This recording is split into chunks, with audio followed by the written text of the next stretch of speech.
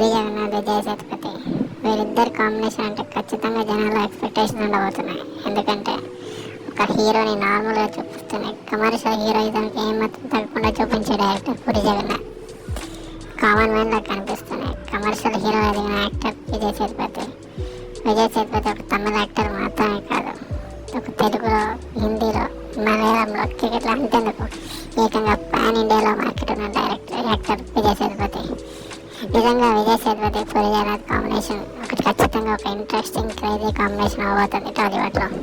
ఇదే కనుక జరిగితే ఒకే దెబ్బకి ఇప్పటికే పూరి జగన్నాథ్కి ఒక హిట్ కంపల్సరీగా అవసరం ఉంది. ఇస్మార్ట్ శంకర్, లైగర్ ఫ్లాప్స్తో డీలా పడ్డ పూరి జగన్నాథ్కి ఒక అర్జెంటుగా ఒక హిట్ ఇవ్వాల్సిన అవసరం ఉంది. అయితే ఈ టైంలో కరెక్ట్ కాంబినేషన్ విజయ్ సేతుపతి. నిజంగా ఇది ఇద్దరు కాంబినేషన్ కనుక సెట్ అయ్యి అది కానీ హిట్ అయితే మామూలు రేంజ్కి వెళ్ళాడు పూరి.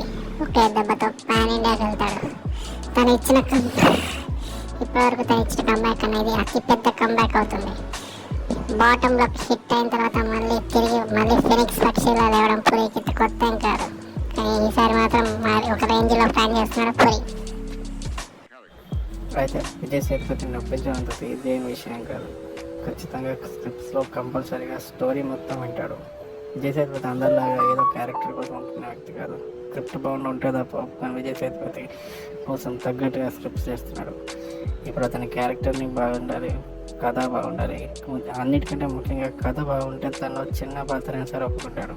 కథ బాగాలేకపోతే ఎంత పెద్ద క్యారెక్టర్నైనా తిరస్కరించే విజయ్ సేతుపతిని ఒప్పించడం మాటలు కాదు. అయితే ఈ విషయాన్ని ముందు దృష్టిలో పెట్టుకుని స్క్రిప్ట్ని ఖచ్చితంగా పక్కాగా స్క్రిప్ట్ చేస్తాడు. ఆల్మోస్ట్ స్క్రిప్ట్ ఒకే స్టేజ్లోనే